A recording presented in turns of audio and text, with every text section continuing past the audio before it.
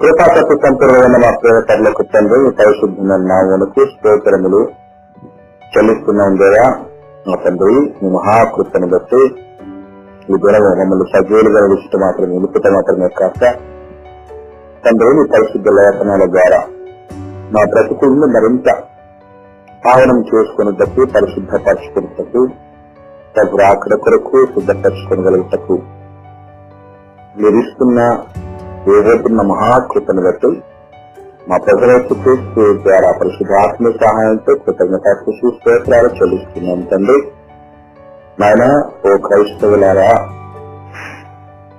ఓటుకు నోటు తీసుకోవచ్చు అనే పాఠాన్ని గురించి మేము నేర్చుకునే ఉంటుండగా తండ్రి, భవిష్యత్తును అందరి భవిష్యత్తులో నిర్ణయించబడినటువంటి ప్రజాస్వామ్య దేశాల్లో ఓటు హక్కుకున్నటువంటి ప్రాధాన్యత గురించి, అందులో మీరు తెలియపరిచినటువంటి ప్రాముఖ్యమైనటువంటి నియమాలను గురించి, సూత్రాలను గురించి, చూపించిన దారిని గురించి నేర్చుకున్నట్టుకు సిద్ధపడుతుంటుండగా నా తండ్రి, మేము ఎటువెళ్ళ మాకు తెలియదునైనా నాలో మీరు ఉండజేసిన పరిశుద్ధాత్మ సహాయంతో బుద్ధి మార్గంలో పరమునకు పోతూ మార్గంలో నడిపించమని వినిపిస్తున్నా వింటున్న పిల్లలమైన మేమందరమును మీ స్వాధీనంలో ఉంటూ సదా మహిమ కొరకు నిరుచుటకు కృపనివ్వమని, మహిమ ఘనత ప్రభావం మా దేశ ద్వారా మీరు పొందుతున్నామని యేసు క్రీస్తు ప్రభువుల వారి పరిశుద్ధమైన నామములో ఈ ప్రార్థనను సమర్పించి అడిగి పొందుకుని ఉన్నాం తండ్రి.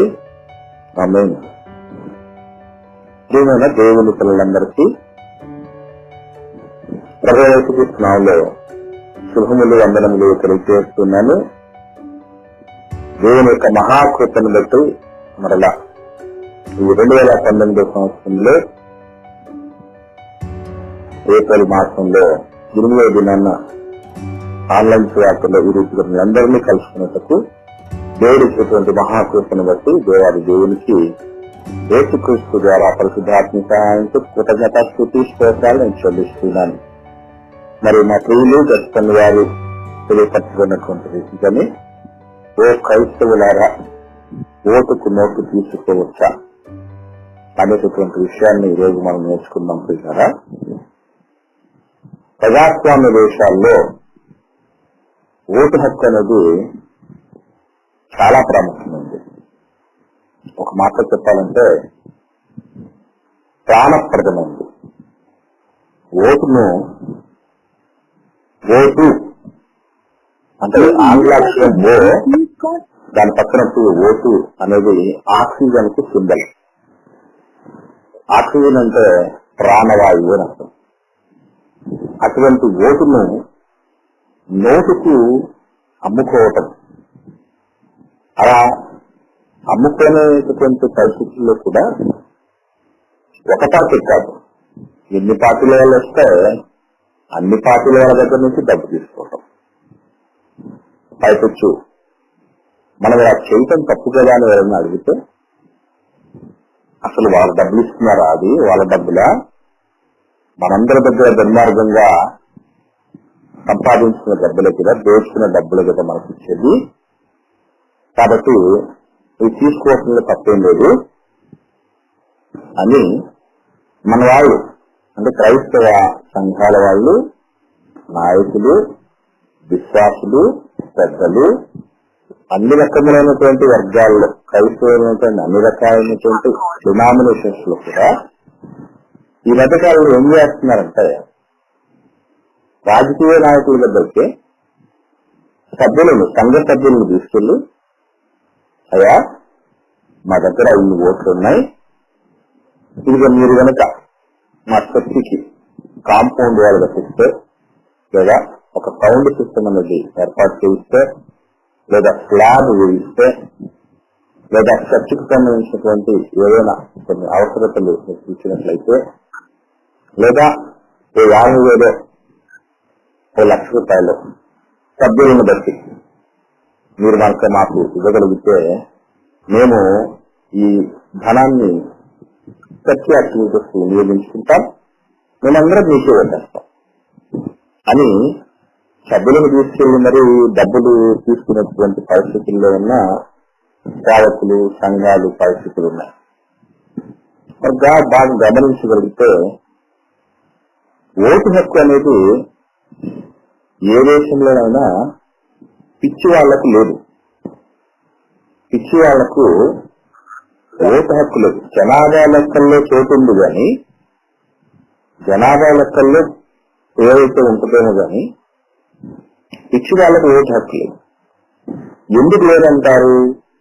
ఎందుకు వాళ్ళకి ఇవ్వలేదు పిచ్చి వాళ్ళకి అని ఆలోచించగలిగితే, వారికి ఆలోచన జ్ఞానం లేదు, విచక్షణ జ్ఞానం లేదు.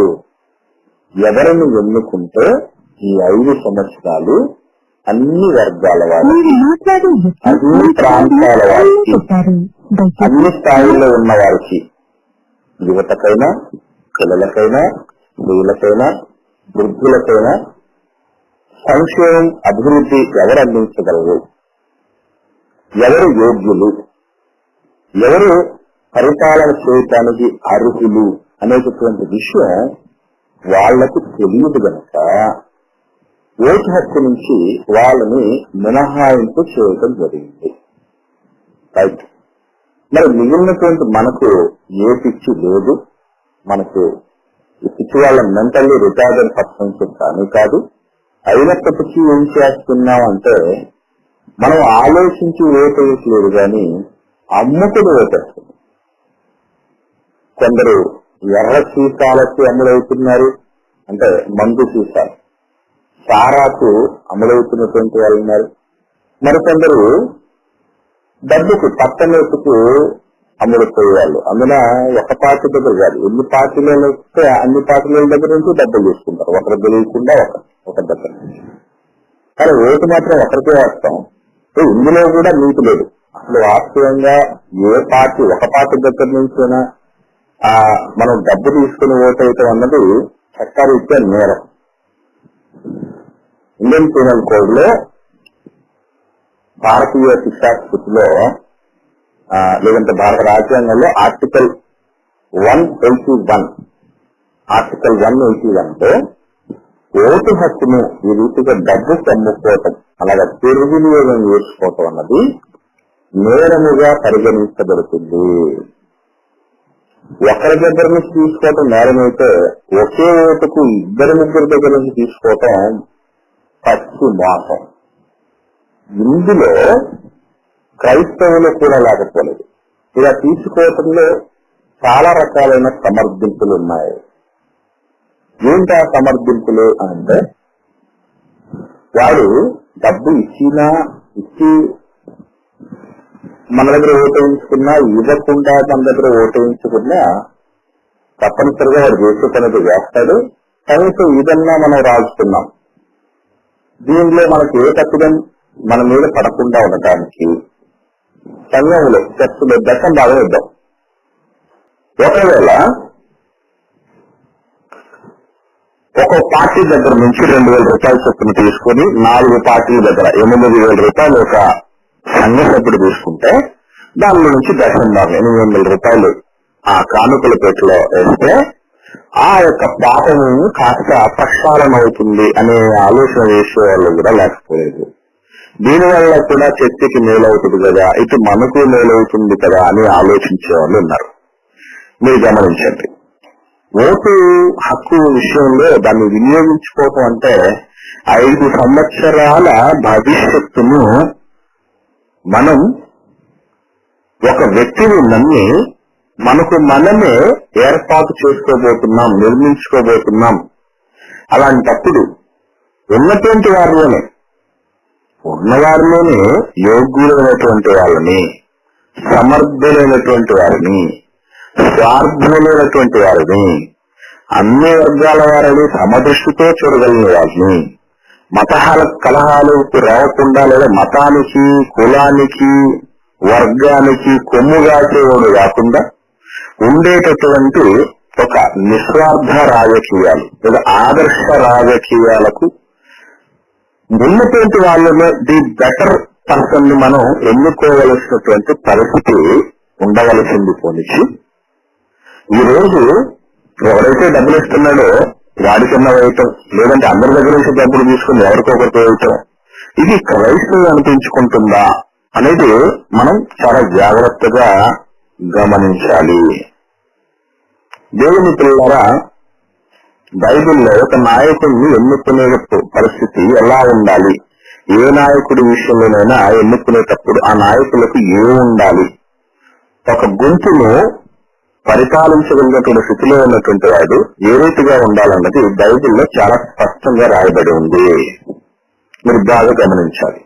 నిర్గమకాండము 18వ అధ్యాయము 21వ వచనములో, నిర్గమకాండము 18వ అధ్యాయము 21వ వచనములో ఈ రీతిగా రాయబడి ఉంది. నీవు మోషే గారు మామయ్య గారు ఇత్రో అనేటటువంటి ఆయన మోషే గారితో ఇశ్రాయేలు ప్రజలను ఉద్దేశించి, మోషే గారిని ఉద్దేశించి పరిపాలనకు సంబంధించి మాట్లాడుతున్న మాటలు. మీరు ప్రజలందరిలో సామర్థ్యము, దైవభక్తి, సత్యాసక్తి కలిగి లంచగొండులు కాని మనుషులను ఏర్పరచుకో అని అంటున్నాడు. మీరు ఇప్పుడు గమనించాలి, ఉన్నటువంటి నాయకులలో సామర్థ్యం కలిగిన నాయకుడు ఎవరిని ఆలోచించే క్రైస్తవులు ఎంతమంది? సామాన్య ప్రజానికము లేదా అన్ని విధులుగా క్రైస్తవేతలుగా ఉన్న వాళ్ళ సంగతి కాస్త పక్కన పెడదాం. మనం ముందుగా మన విషయం, మన ఇంటిని చక్కబెట్టుకునే ఆలోచన చేద్దాం. ఎవరిని సామర్థ్యం కలిగిన వారుగా అనుకుంటున్నాం మనం? వాళ్ళలో ఎవరిలో సామర్థ్యం ఉందని చూస్తున్నాం, ఎవరిలో దైవభక్తి, దైవభక్తి. ఎందుకంటే దేవుడికి లెక్క చెప్పాలి అనేటువంటి లెక్క ఆ మనస్తత్వం కలిగిన వాడు సాధ్యమైనంత వరకు ఎవరికి అన్యాయం చేయడు. అలాగే సత్యాసక్తి, ఎవరికో అంటే అన్యాయానికి కొమ్ముగాయటం, దుర్మార్గాన్ని వెనకేసుకురావటం, క్రమాన్ని కిందికి పాతాలకు తొక్కేయటం, ఇట్లాంటి వాళ్ళు ఉంటారు. అట్లాంటి వాళ్ళు కాదు, సత్యాసక్తి కలిగి ఇక్కడ లంచగొండులు కాని వాళ్ళు అని మాట్లాడుతున్నారు. మీరు ఇక్కడ గమనించండి, ఎవడైనా నాయకులలో ఓటుకు నోటిస్తున్నాడంటే మనల్ని లంచగొండులుగా ట్రీట్ చేసినోడు వాడెవడే ఉంటాడు మీరు చెప్పండి. మనం లంచం తీసుకొని ఓటుకు నోటు తీసుకోవటం అంటే లంచం తీసుకోవటంతో సమానం. ఎవరైనా తన హక్కును వినియోగించుకోవటానికి లంచం తీసుకుంటారా? అది ఓటు హక్కును వినియోగించుకునే దగ్గర తప్ప ఎక్కడా జరగదు ఈ ఉద్యోగం, ఈ దారుణం. కాబట్టి మీరు గమనించగలిగితే ఎవరైతే మనకు లంచాలు ఇస్తున్నాడో వాడు లంచం తీసుకొని వాడు ఉండగలడా మీరు చెప్పాలి. ఇన్ని లంచాలు ఇచ్చి వాడు గద్దెనెక్కితే ఇచ్చేటటువంటి వాడు, ఇచ్చి గద్దెనెక్కేటటువంటి వాడు ఏమాత్రం మనకు సుపరిపాలన అందించగలడు, ఏమాత్రం అన్ని వర్గాల వారికి న్యాయం చేకూర్చగలదనేటువంటి కనీస విఘ్నత లేకోకుండా మనము ఓటు హక్కును వినియోగించుకోవటం వల్ల వినియోగం అనకూడదండి, దుర్వినియోగం అనాలి. అందుకే ఈరోజు మంత్రులుగా ఉన్నటువంటి వారి పరిస్థితి చూడండి. రాష్ట్ర కేంద్ర ప్రభుత్వాల్లో అక్షర జ్ఞానం లేనటువంటి వ్యక్తులు విద్యాశాఖ మంత్రులుగా ఉండేటటువంటి పరిస్థితులు. అలాగే ఏ రోగం వస్తే ఏ డాక్టర్ దగ్గరికి వెళ్ళాలో కనీస జ్ఞానం కూడా లేనటువంటి వారు వైద్య శాఖ మంత్రులుగా ఉంటున్నారు. హత్య రాజకీయాలు చేసి మనుషులను చంపేసి అడ్డొచ్చినటువంటి వాళ్ళని చంపి బెదిరించి కాళ్ళు చేతులు తీసేసేటటువంటి దుర్మార్గులు, రౌడీలు, గూండాలు రక్షణ శాఖ మంత్రులుగా ఉన్నటువంటి పరిస్థితి. కాబట్టి ఇటువంటి దయనీయమైనటువంటి పరిస్థితుల్లో ఉన్నటువంటి వాళ్ళు ప్రజలను, ఆయా శాఖలను ఏ రీతిగా ధర్మబద్ధంగా, న్యాయబద్ధంగా మనకందరికీ ఆ ఫలాలు, ప్రజాస్వామ్య ఫలాలు అందే రీతిగా పాలించగలరో మనం అసలు ఆలోచించేయండి. యథా రాజా తదా ప్రజ కాదు, ప్రజాస్వామ్య దేశాల్లో యథా ప్రజ తదా రాజా, ఇది మనం గమనించాలి. ఈరోజు దేవుని పిల్లలైనటువంటి వారు ఆదర్శాన్ని కలిగి ఉండాలి. దేవుడు చెబుతున్నటువంటి మాట ముఖ్యంగా ఆర్టికల్ 181 మాత్రమే కాదు, ఓటును డబ్బుకు అమ్ముకోవటం చట్టం చెప్పినటువంటి మాట మాత్రమే కాదు. దేవుడు కూడా ఏమన్నాడు అంటే రోమిలకు రాసిన పత్రికలో 13వ అధ్యాయము తొలి 2 వచనాల్లో ఉన్నటువంటి మాటలు మనకు తెలుసు. రోమిలకు రాసిన పత్రిక 13వ అధ్యాయం తొలి 2 వచనాల్లో ప్రతివాడు పై అధికారులకు లోబడి ఉండవలను, ఏలైనగా దేవుని వల్ల కలిగినవి తప్ప మరి ఏ అధికారమును లేదు. ఉన్న అధికారము దేవుని వల్ల నియమించబడి ఉన్నవి కాబట్టి అధికారమును ఎదిరించేవాడు అంటే అర్థం ఏంటి? ఏదైతే అధికారంలో ఒక చట్టం చేయబడిందో ఆ చట్టాన్ని ఉల్లంఘించేటటువంటి వాడు దేవుణ్ణి ఎదిరించినట్లే అని చెప్పడం జరిగింది. అంటే ఒక ఓటు కోసం మహా అంటే మీకు వస్తే 10,000 రూపాయల్లో ఒక ఓటు వస్తుంది. అది ఏమవుతుందో చెప్పండి. దాని వలన మనస్సాక్షి మన మీద నేరారోపణ చేయటమే కాకుండా మరికొందరు ఏమనుకుంటున్నారంటే మరి చట్ట ప్రకారం ఇలా ఓటుకు నోటు తీసుకోవడం తప్పు కదా అంటే అందుకే కదా ఎవరు వెళ్ళకుండా తీసుకుంటున్నాం అంటున్నాడు. ఎవరికన్నా తప్పగలరు. యెహోవా కన్నులు ప్రతి స్థలం మీద ఉన్నాయి కదా. ఆయన కంటికి కనిపించని ఇష్టమే లేదు కదా. మరి దేవుడికంతా ఆయన పిల్లలైనటువంటి వాళ్ళు ఇంతటి దుర్మార్గానికి చిన్నదానికి మరీ దారుణంగా ఒక చిన్న తాయిలానికి పడిపోయేటటువంటి ఒక చిన్న ఎరకు పడిపోయేటటువంటి చేపల్లాగా మనం తయారైపోతాం. ఎంత దారుణమైనటువంటి పరిస్థితో మనం గమనించాలి. బైబిల్ గ్రంథం అంతట్లో దేవుడు చెప్పినటువంటి మాట ఏమిటనంటే ముఖ్యంగా సామెతల గ్రంథము 16వ అధ్యాయము 8వ వచనంలో, సామెతల గ్రంథము 16వ అధ్యాయము 8వ వచనంలో అన్యాయము చేత కలిగిన గొప్ప వచ్చుబడి కంటే నీతితో కూడిన కొంచెమే శ్రేష్టము అన్నాడు. అసలు గొప్ప వచ్చుబడినా సరే అన్యాయంకు పోవద్దని దేవుడు చెప్తున్నాడు. నీకు నాకు వచ్చే మహా ఏమొస్తుంది గొప్ప వచ్చుబడి అదేమన్నా? ఈరోజు కూలి వాళ్ళు చేసుకునేటటువంటి వాళ్ళు కూడా బాగా గట్టిగా పనిచేస్తే ఈవెన్ ట్రైన్లలో సమోసా అమ్ముకున్న వాడు కూడా 60,000 సంపాదిస్తున్నాడు నెలకి. కష్టించి సత్యాన్ని నమ్ముకుని దేవుడిచ్చినటువంటి జయసత్యాలకు దుర్మార్గాలకు అన్యాయాలకు అక్రమాలకు పాల్పడకుండా చేతుల కష్టార్జితములు అనుభవించరాలు అని అంటే ఏ కష్టం లేకుండా మనకు ఏదో ఒకటి ప్రలోభాలు చూపించి ఏదో ఒక సాయిలాన్ని చూపించి ఓటిచ్చో లేదంటే మందు వేసో లేక మరొకటి చేస్తే మన దగ్గర నుంచి ఓటు హక్కును వాడి ఓటును తీసుకుని జబ్బునిచ్చిన వాడు ఏ మాత్రం మనకు న్యాయం చేకూర్చగలడో మీరు ఒక్కసారి గమనించండి. దేవుని పిల్లలుగా మన నీతి ఏమవుతుంది? దీనికి తోడు మరికొందరు చేస్తున్న అతిపెద్ద పొరపాటు ఏంటంటే బహిరంగంగానే కొన్ని పార్టీలకు మద్దతు ప్రకటిస్తున్నారు. ఇప్పుడు మీరు బాగా గమనించండి. బహిరంగంగా కొన్ని పార్టీలకు మద్దతు ఇవ్వటం వల్ల ఏమవుతుంది అని ఆలోచించగలిగితే 2 పెద్ద పొరపాట్లు జరుగుతాయి. మొదటిది, ఇన్ కేసు సంఘంలో సేవకుడు లేదా ఒక గుంపుకు నాయకుడిగా ఉన్నటువంటి వ్యక్తి ఒక పార్టీకి మనం అండగా నిలుద్దామని చెప్పినప్పుడు పుర్రెకో బుద్ధి జిహోకో రుచి అన్నట్లుగా ఒక్కొక్క మనిషి ఒక్కొక్క కుటుంబంలో ఉన్నటువంటి సభ్యుడు ఒక్కొక్క పార్టీని తన యొక్క జ్ఞాన పరిధిలో బేరీ చేసుకుని ఇక్కడైతే బాగుంటాడు ఇక్కడైతే బెస్ట్ గా ఉంటాడని ఆలోచనలు ఏదో కొన్ని వాళ్ళకు ఉంటాయి. దానివల్ల ఏమవుతుందంటే సంఘములో కొందరు సభ్యులే సంఘానికి దూరమయ్యే పరిస్థితి. రాజకీయ నాయకులు అంటే ఎందుకంటే మా సేవకుడు పలానా పార్టీకి మద్దతు ఇవ్వటం లేదు, పలానా నాయకుడికి మద్దతు ఇవ్వటం లేదు, నేను ఈ విషయంలో ఇదే ఇస్తున్నాము కాబట్టి మాకు పరిపక్షాలు వచ్చాయి కాబట్టి నేను ఈ సంఘానికి దూరం అవుతున్నామని కొందరు దూరం అవడానికి అవకాశాలు ఉంటాయి. మొదటి విషయం. ఇక రెండవదిగా అతిపెద్ద ప్రమాదం ఏంటంటే మేము ఫలానా పార్టీకి సపోర్ట్ చేస్తున్నాం ఆయనకే ఓటేస్తామన్నటువంటి వాళ్ళు రేపు ఎక్కడైనా వెళ్ళి దేవుని యొక్క సేవకు నిమిత్తమై సువార్త పరిచయం ఏర్పాటు చేస్తున్నప్పుడు ఎక్కడైనా దేవుడు మాటలు చెప్పటానికి వెళ్ళినప్పుడు మిగిలిన పార్టీలకు చెందినటువంటి క్రైస్తవ బిడ్డలే విశ్వాసులే ఆ మీటింగ్స్ రాదు పైపెచ్చు ఎవరైనా అపోజిషన్ కు సంబంధించిన వాళ్ళు మనకు ఉండగలిగితే ఆ ప్రదేశంలో అక్కడ మీటింగ్స్ జరగనీయకుండా ఎన్నో గొడవలు జరిగించడానికి అవకాశాలు పుష్కలంగా ఉన్నాయి. ఇది రహస్యంగా జరగవలసినటువంటి కార్యం.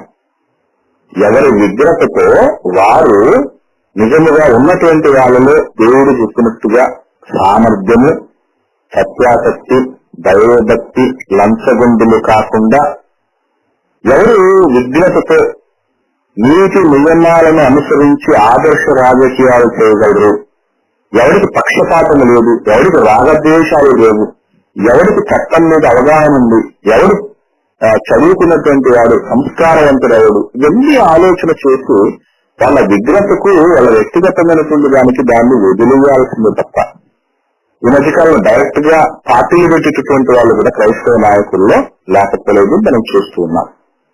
ఇవన్నీ ఏమిటి అని ఆలోచించగలిగితే చాలా పొరపాటుగా లేదంటే తెలివిగా సాతానుడు మనం చేయవలసినటువంటి పని నుంచి దారి తప్పిస్తూ ఉన్నాడు అన్నది మర్చిపోకూడదు. మత్తయి సువార్త 5వ అధ్యాయము 16వ వచనంలో, మత్తయి సువార్త 5వ అధ్యాయము 16వ వచనంలో ఒక మాట ఉంది.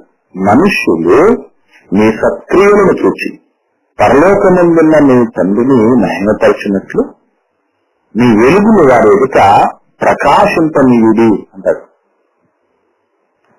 కాబట్టి ఇక్కడ మీరు గమనించగలిగితే మన సత్క్రియలు ఏంటి?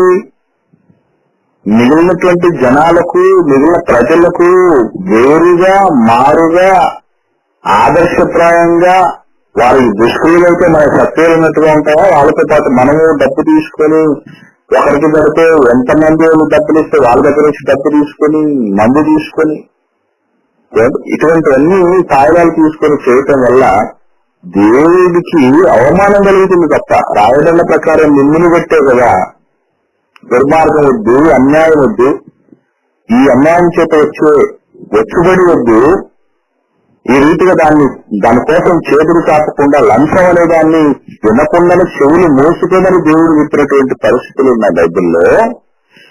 ఇలా లంచం దృష్టి గల వాళ్ళకి గుడ్డితనం కలుగజేస్తుందని చెప్పినటువంటి మాటలు ఉన్నాయి. లంచగొండలు అనే వాళ్ళు ఉండకూడదురా అనే మాటలు దేవుడు ఎంతో బాహటంగా చెప్తున్నారు. కాబట్టి మనం చేస్తున్న పనిలో ఒక నిబద్ధత ఉండాలి. ఒక దేశంలో మనం ఉంటున్నప్పుడు ఆదర్శప్రాయులైనటువంటి వాళ్ళు, నిజాయితీ పరులు, స్వార్థం లేని వాళ్ళు, మరి ముఖ్యంగా ఎవరికి దేనికి దుర్మార్గంగా ఆశించే వాళ్ళు కాదు, దురాశపరులు కాదు, దేవుని పిల్లలయ్యే వాళ్ళు ఉంటే వేళలా ఉండాలనే పరిస్థితులు. ఎవరైనా ఈ నోటు తీసుకుని వచ్చేస్తే అయ్యా మేము ప్రభువు నమ్ముకున్నాం, దేవుని బిడ్డలము, మేము పని చేయలేము, పైపెచ్చు మీరా డబ్బులు ఇచ్చేవాళ్ళని అసలు ఎన్నుకోవటం జరగదు అనే మాటలు వాళ్ళకి చెప్పవలసినటువంటి పరిస్థితి. కానీ మనం సత్క్రియలు ఏమాత్రం చేస్తున్నాం చెప్పండి.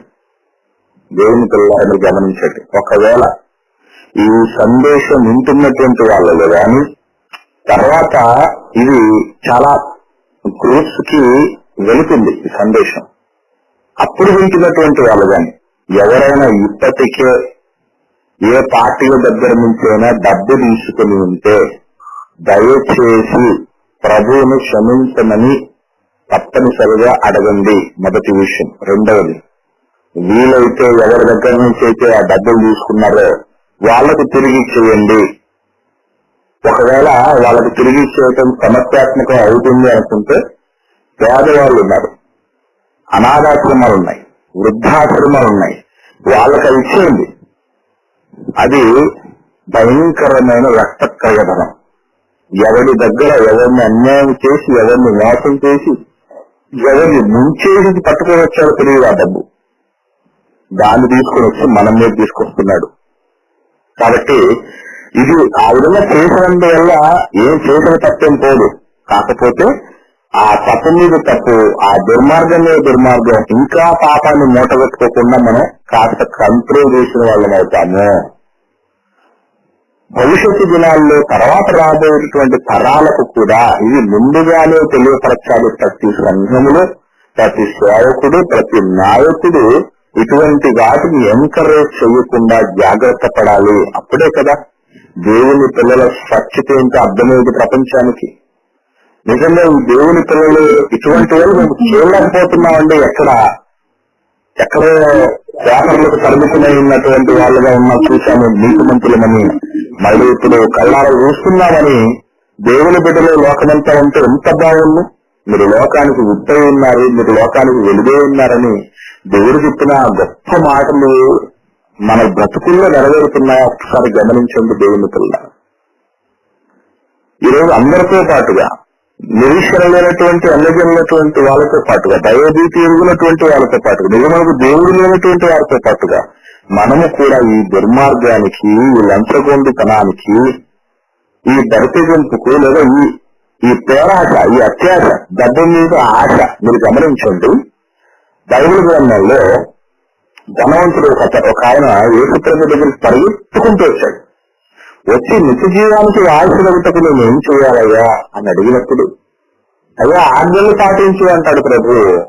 నేను చిన్నప్పటి నుంచే పాటిస్తున్నానయ్యా అంటే నిజంగా అతను చెప్పినటువంటి మాటలో నిజం లేదండి. ఎందుకంటే ఆజ్ఞల్లో నిల్లువల నీ పొరుగుగాన్ని ప్రేమించు అన్నటువంటి ఆజ్ఞ అతను పాటించలేదు కనుక అతడు మూట కట్టుకోగలిగాడు.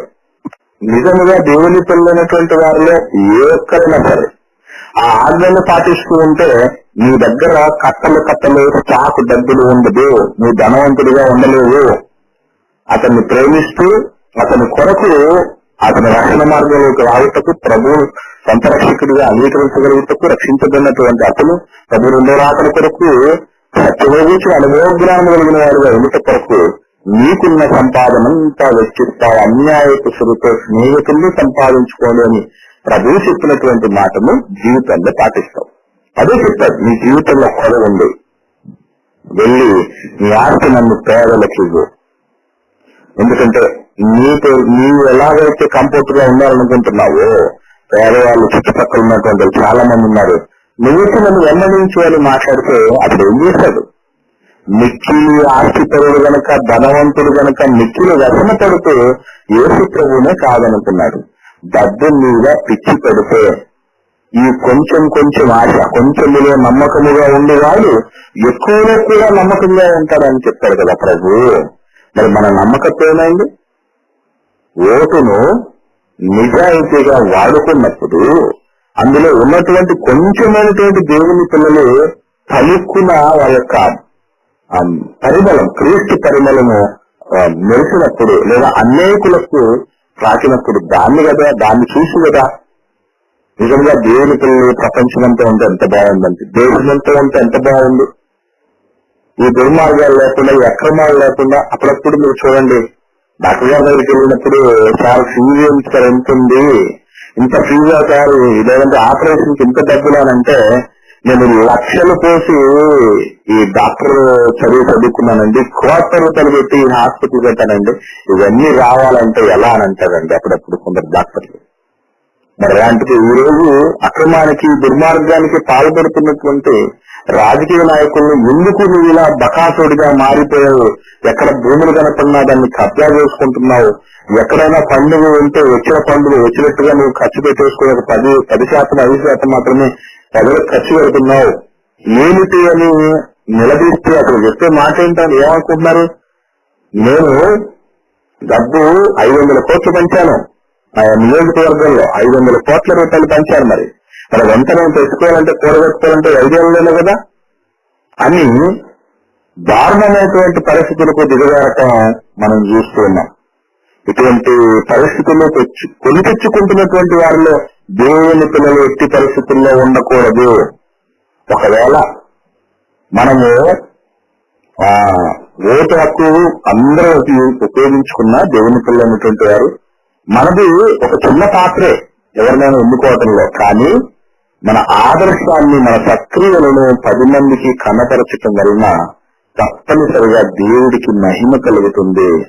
దేవుని పిల్లలంటే ఇదిగో ఇలా ఉంటారు, నిఖార్సైనటువంటి వారుగా, నీతిమంతులుగా, స్వచ్ఛత కలిగినటువంటి వారుగా, ఇతరులను ఆశించేదిగా, నీ పొరుగు వాళ్ళకు దేన్ని ఆశించొద్దు అని మాట్లాడుతూ ఉంటే, ఓటు కోసం దేన్నో ఆశించి 5 సంవత్సరాలు దారుణమైనటువంటి పరిస్థితులు రావటంలో మన పాత్ర కూడా వస్తుంది. ఈ పాపములో మనవి కూడా ఈ పాలు అనేది ఉంటుంది. దేవుని పిల్లలారా, దీనికి తప్పనిసరిగా దేవుడు లెక్క అడుగుతాడు, మర్చిపోకూడదు. కవించి అంటాడు, నీ సత్క్రియ చేసిన ఎడల తల ఎత్తుకొనగా, ఏది ఓటుకు నోటు తీసుకోకుండా ఓటు అప్పుడు వినియోగించుకోండి, చాలా ధైర్యం వస్తుందండి. నీతి కదా, నీతి మంతులు సింహములు ధైర్యంగా ఉంటారు రాయబడం లేదు బైబిల్లో. ఆ నీతి ఎక్కడదండి? నేను నిజంగా ఏ నోటుకు నేను అమ్ముడుకోలేదు, నా ఓటు నేను చక్కగా సద్వినియోగపరుచుకున్నానంటే దానివల్ల ఎంత సంతృప్తి కలుగుతుంది, ఆత్మ సంతృప్తి. 10 మందికి ధైర్యంగా గొప్పగా చెప్తాడానికి నా దేవుడు రైతుగా చెప్పాడు, నన్ను ఇలా ఉండమన్నాడు, అందుకే ఇలా ఉన్నానని ఎంతగా చక్కగా చాటుకోవడానికి 10 మంది మనల్ని చూసి తండ్రిని సంతోషపరచడానికి, మహిమపరచడానికి ఎన్నో అవకాశాలు.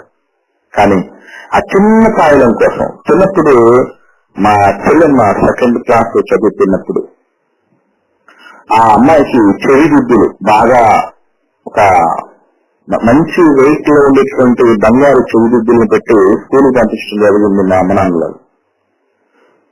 ఎవరు ఎప్పుడు చూశారు ఏమో కానీ మొత్తానికి దొంగ ఆ చెవి దిద్దులు తీసుకెళ్లిపోవాలి అని ప్లాన్ చేసి ఆ అమ్మాయి దగ్గర ఒక చాక్లెట్ ఇచ్చి, అమ్మ మీ నాన్న నేను రమ్మంటున్నాడు అని చెప్పి ఆ అమ్మాయిని పక్కకు తీసుకుని వచ్చి ఆ చెవి దిద్దులు తీసుకుని అక్కడ వదిలేస్తాడు. ఇంకా నయం చంపేయకుండా పోవడం జరిగింది.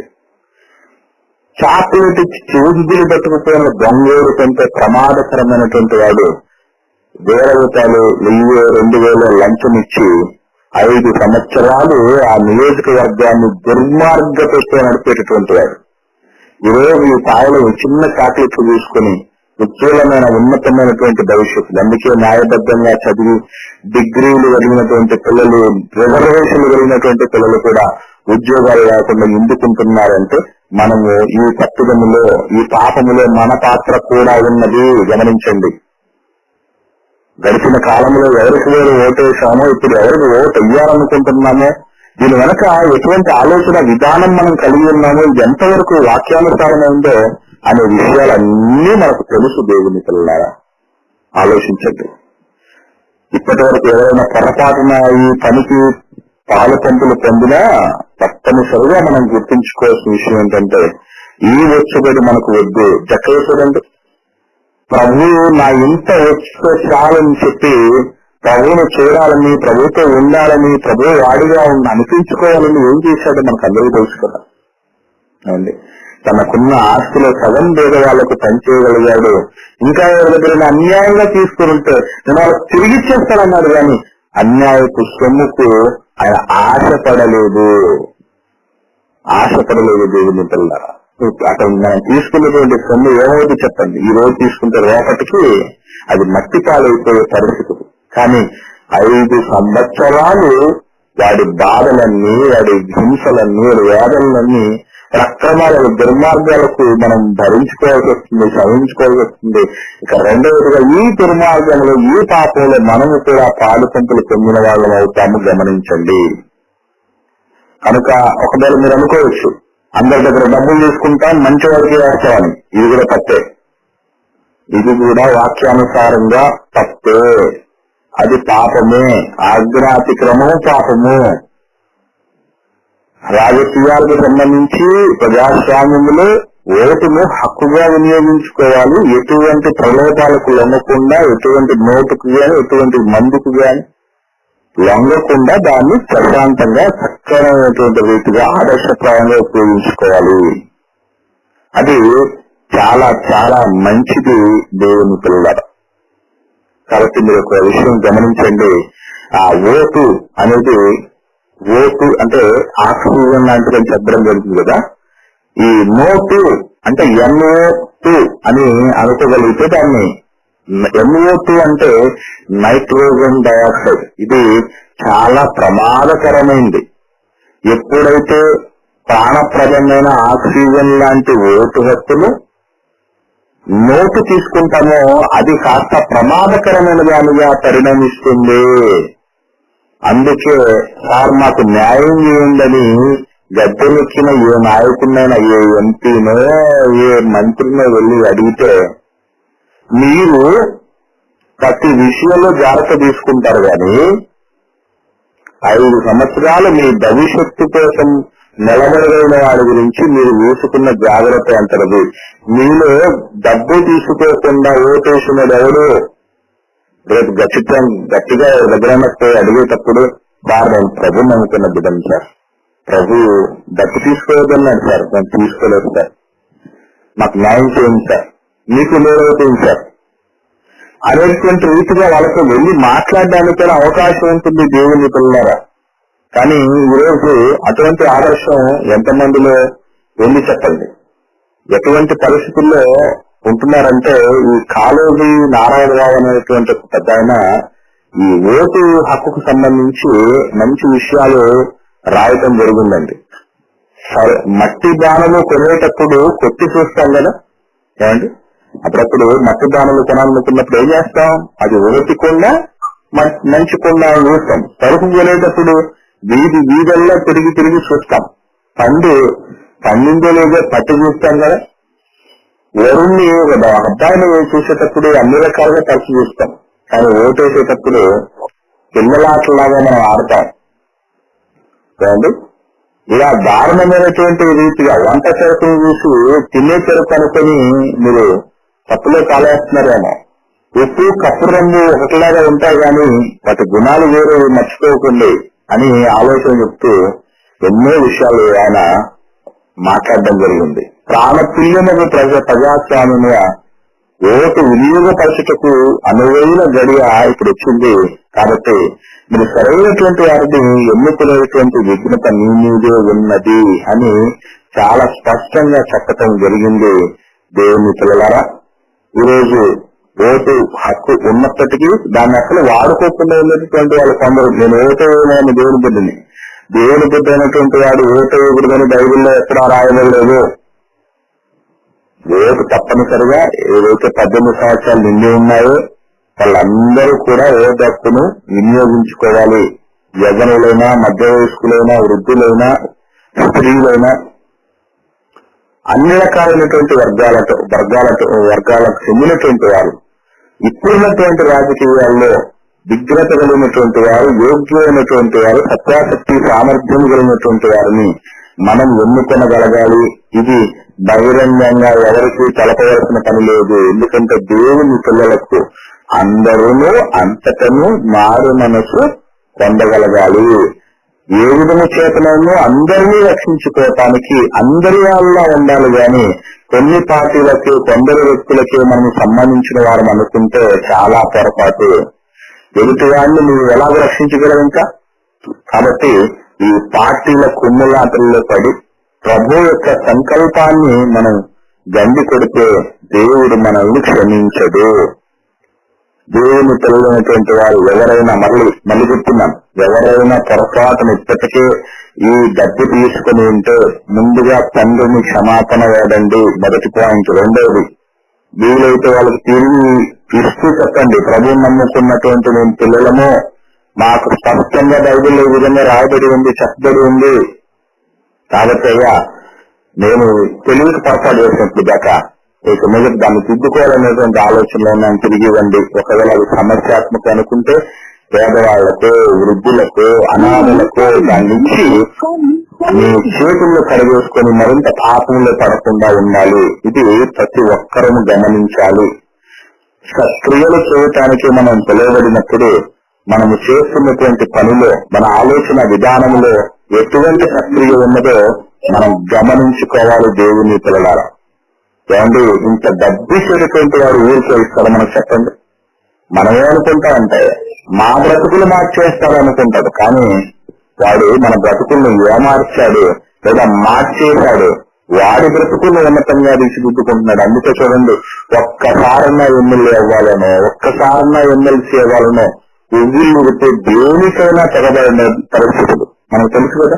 ఓటుకు నోటు కేసులు ఎన్ని వచ్చేసాయి. అసలు ఎక్కడ చూసినా కూడా తనిఖీలు విస్తృతంగా చేస్తూ ఉన్న బస్సులలోనూ, కార్లలోనూ, లారీలలోనూ ఎక్కడ పడితే అక్కడ వినూత్నమైనటువంటి రీతిలో డబ్బులు తరలిస్తూ ప్రజలను ప్రలోభాలకు గురి చేస్తూ, మద్యంలో ముంచేస్తూ, డబ్బుమయం చేస్తూ ఇంత చేసినటువంటి వాళ్ళు అరాచకాలకు పాల్పడకుండా, అన్యాయము దుర్మార్గము చేయకుండా, ఎవరికొకరికి కొమ్ము కాసుకోకుండా, వాళ్ళని వాళ్ళు వృద్ధిపరచుకోకుండా నీకు నాకు వచ్చి మేలు వేస్తారని ఎలా అనుకుంటున్నారు దేవుని పిల్లలు? కాబట్టి మనం గమనించండి. ఆదర్శ రాజకీయాలు ఈరోజు లోకంలోనికి వచ్చట కొరకు దేవుని పిల్లల పాత్ర కీలకంగా ఉంటున్నది. ఇందులో ఒకవేళ మనం ఎన్ని ప్రయత్నాలు చేసినా, ఎంత నీతిగా, ఎంత నిబద్ధతగా ఉండి కలిగించినా ఎక్కడన్నా తేడా జరిగిందంటే అలా జరుగుతాయి కనుకనే, జరగడానికి అవకాశాలు ఉంటాయి కనుకనే దేవుడే ఉన్నాడు. మీరు అధికారులందరి కొరకు, నాయకులందరి కొరకు ప్రార్థనలు జ్ఞాపకం చేసుకునండి అని కూడా చెప్పడం జరిగింది. ఇది దేవుని పిల్లలుగా మనము చేయవలసిన, మనం కలిగి ఉండవలసినటువంటి బాధ్యత దేవుని పిల్లల. కనుక పిచ్చి వాళ్ళతో సమానంగా ఏ ఒక్కరు అనాలోచనగా వెళ్ళకండి, అమ్ముడుపోకండి. దేవుని పిల్లలు, వారి చర్యలు, వారి కార్యాలు, వారి బ్రతుకులు ఎంతో విలువని. ఎందుకంటే అమూల్యమైన గొర్రె పిల్ల వంటి రక్తము చేత కొనబడిన బ్రతుకులు మనవి. 5 సంవత్సరాలకు మనకు రేటు పెట్టి గతమిచ్చి మనం ఏదో చేయాలనుకున్నటువంటి వాడిని మనం ఎంకరేజ్ చేయకూడదు, గుర్తుంచుకోవాలి. కనుక దయచేసి ప్రతి ఒక్కరికి మరలా చెప్తున్నాను, దేవుని పిల్లలకు తగినటువంటి రీతిగా, మారు మనస్సుకు తగినటువంటి రీతిగా మనము ఫలించాలి, క్రియలను కలిగి ఉండాలి, ఆదర్శాన్ని కలిగి ఉండాలి. అప్పుడే దేవుడికి మహిమ, మన జీవితానికి, క్రైస్తవ్యానికి సార్థకత, లోకానికి కనివిస్తూ మనము మార్గదర్శకులుగా 10 మందికి వినటానికి ఎంతో అవకాశం ఉంటుంది. కాబట్టి ఇటు మాటల చేత దేవుడితో సమాధాన పరచబడాలని దయచేసి ఏ ఒక్కరూ వీటిని అపార్థం చేసుకునకుండా వాక్యానుసారంగా సరిచూసి సత్యాన్ని స్వీకరించాలని, సమస్తమును పరీక్షించి మేలైన దాన్ని చేపట్టవాలని కోరుతూ సందేశాన్ని ముగిస్తున్నాను. అందరికీ వందనములు, దేవునికి స్తోత్రములు. ఒకసారి రిఫరెన్స్ చెప్పండి, అతి తక్కువ రిఫరెన్స్ ఒకసారి రిఫరెన్స్ చెప్పండి, మేము ప్రార్థన చేసుకున్నాం త్వరగా.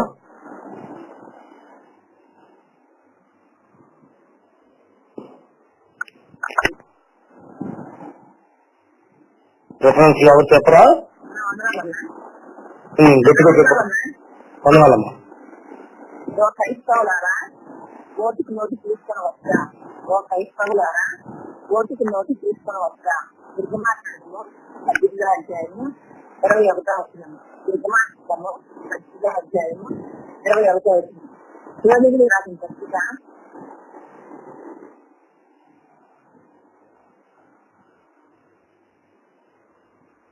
16వ అధ్యాయము 13వ అధ్యాయం. సామెతల గ్రంథము 13వ అధ్యాయం. రోమిలకు రాసిన పత్రిక 13వ అధ్యాయం 1-2 వచనాలు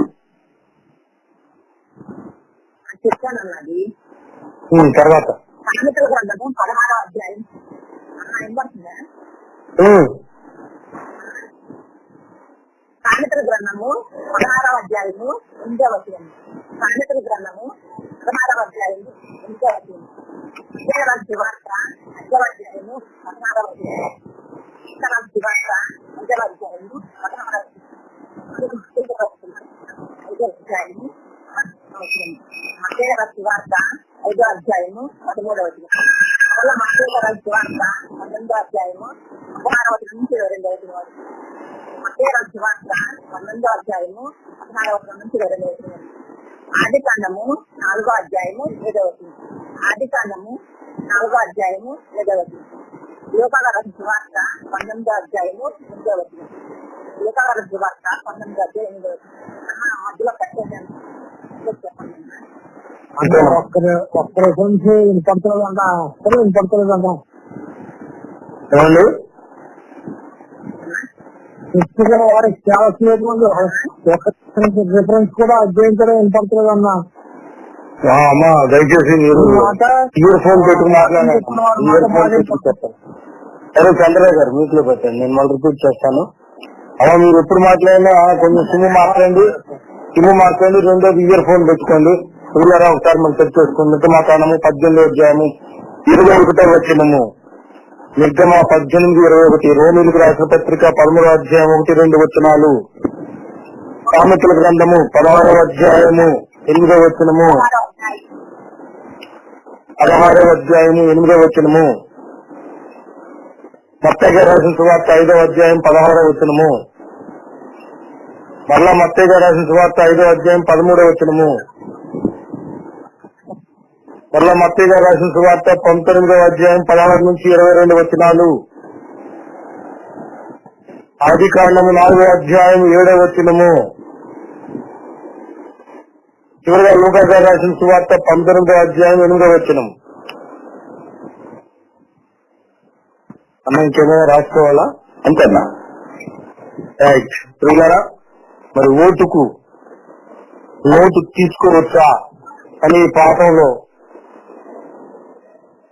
తీసుకోవచ్చు తీసుకోకూడదు ప్రకటించేసి పని పూర్తి చేశాం. ప్రకటన చేసి ఊరు దాటినప్పుడు కాళ్ళ దుమ్మును దులిపేసేయమని లేఖనం చెప్పింది. తీర్పు జనమందు సాక్ష్యం చెబుతుందంట. ఇలా విన్నటువంటి వారందరూ కూడా జాగ్రత్త. ఇలా ఒక విషయం గమనించుకునేది, వస్తే మన ఇంట్లో ఉండదు అంటారా. ఆ సొమ్ము మనకి ఉండదు, ఈ రోగాల రూపంలోనూ ఖర్చు అయిపోతుంది. వద్దంటారా, దాన్ని దూలిపోవద్దు. నీతిగా నిజాయితీగా మీకు నచ్చిన వాళ్ళకి ఓటు చేసుకోండి. నువ్వు ప్రార్థన చేసుకుని కార్యక్రమాన్ని ముగించుకుందాం. Brother please. ప్రార్థన చేసుకున్నాం. కృపగల మా తండ్రి, పరిశుద్ధమైన నామానికి స్తోత్రాలు చెల్లిస్తున్నాం. లేదా నాయన నీతి కలిగినటువంటి వాళ్ళుగా, పరిశుద్ధులుగా, ఆదర్శప్రాయులుగా, పిల్లైనటువంటి వారి లోకానికి వేడుకగా ఆయన ఆదర్శప్రాయులుగా, మార్గదర్శకులుగా జీవించుట కొరకు మీరు రాయించినటువంటి నీతియుక్తమైనటువంటి సూత్రములు కలిగినటువంటి ధర్మశాస్త్రమును బట్టి, నీతి విధులను బట్టి ఆయన మీకు స్తోత్రాలు చెల్లిస్తున్నాం. దేవా, సర్వకాల సర్వావస్థల్లో మా మహిళ కొరకు మీరు రాయించినటువంటి ప్రతి మాటను బట్టి స్తోత్రాలు చెల్లిస్తున్నాం తండ్రి. మా ప్రక్రియలు లోకమందు ఉన్న వారు అందరూ చూసిన ఆయన పరదేశమందున్నటువంటి మా తండ్రి, మన తండ్రి, మా మీ పట్ల ఆయన తండ్రి కృతజ్ఞత కలిగినటువంటి వారుగా, మిమ్మల్ని మహిమపరిచినటువంటి వారుగా, దేవుని పిల్లలకు లోకం ఎందుకు ఎంత బాగుంది అనేటువంటి రీతిగా ఆదర్శమైన ప్రాయులైనటువంటి మీ పిల్లలకు లోకమంతా తిప్పగలుగుటకు మా తండ్రి, ఆ బ్రతుకుల ద్వారా మేము ఉండగలుగుటకు కలిగిన సహాయతను అనుకరించండి దేవా. నా తండ్రి, మరి దుర్మార్గం చేత వచ్చుబడి మంచిది కాదని నాయన మీ అన్ని దహభక్తులతో కొంచెమే మేలని మీరు సరివేసినటువంటి మాటను బట్టి స్తోత్రాలు చెల్లిస్తున్నాం. మరి లంచగొండలం కాకుండా నా తండ్రి ఆదర్శప్రాయకులుగా ఉంటూ జీవించడంతో సహాయతను అనుగ్రహించండి నా తండ్రి. ఆయన మేలుకు ప్రతిగా కీడు చేసేటటువంటి వాడి ఇంటి నుండి ఆ కీడు తొలగిపోదని మీరు తెలియపరిచి ఉన్నాయి తండ్రి. మరి అటువంటిది మా ఇంట్లో ఉండకుండా జాగ్రత్త పట్ల సహాయతను అనుగ్రహించండి. భవిష్యత్ దినాల్లో ఇంకా తండ్రి మెరుగైనటువంటి సమాజం కొరకు మీ బిడ్డలైనటువంటి వారందరూ కూడా, మేమందరం కూడా నా తండ్రి వాక్యానుసారంగా బ్రతుకుని దిద్దుకుని ఆయన ప్రభు రాకడ కొరకు ఉన్నతంగా ఉత్తములుగా సిద్ధపడటకు సహాయతను అనుగ్రహించమని, వాళ్ళని స్వార్థలో చేరు వచ్చినటువంటి మీ బిడ్డలను బట్టి, సహకారులను బట్టి, నిర్వాహకులను బట్టి, వాక్య సందేశకులను బట్టి మీకు స్తోత్రాలు చెల్లిస్తూ మరలా పిల్లల మధ్యకు వచ్చి పర్వంతులు నా తండ్రి మీకునే మీ కృపావాక్యములకు మిమ్మల్ని మేము అప్పగించుకుంటకు సహాయకులు ఇవ్వమని మహిమ ఘనత ప్రభావములు మీకు ఆరోపిస్తూ యేసుక్రీస్తు ప్రభువుల వారి పరిశుద్ధమైన నామములో ఈ ప్రార్థనలు సమర్పించి అడుగు పొందుకుని ఉన్నాం తండ్రి. ఆమేన్. మన కనకమైనటువంటి దేవుని ప్రేమ, ఆయన కుమారైనటువంటి యేసుక్రీస్తు ప్రభువుల వారి కృప, పరిశుద్ధాత్మ దేవుని అన్యోన్య సహవాసము ఆన్లైన్ స్వార్థకు చేరువచ్చినటువంటి మనకును సర్వలోక మందులు సకల పరిశుద్ధులకును సదాకాలం తోడు ఉండి నడిపించునే గాక. ఆమేన్. పిల్లారా, ఈ సామాజిక స్పృహను సమాజంలో మరి చుట్టూ రెచ్చగొట్టి, అనగా వారిని ప్రభావితం చేసి చైతన్యవంతులు చేసి ఓటు వేసే విషయంలో క్రైస్తవులు ఏ మాదిరిగా బ్రతకాలో మరి లేఖనం ద్వారా ఈ దినాన తెలియచెప్పిన సోదరులు నరసింహ బ్రదర్ గారికి ఆన్లైన్ కుటుంబ పక్షంగా ముందు మనకు హృదయపూర్వకమైన వందనాలు తెలియజేస్తున్నాం. అన్నారు బ్రదర్.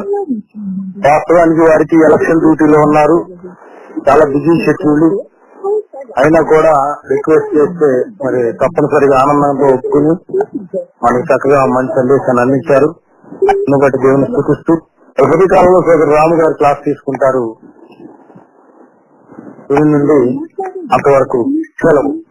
అందరికీ వందనాలు. దేవునికి స్తోత్రం. సాయంకాలం ఆన్లైన్ కూడికి ముగించబడి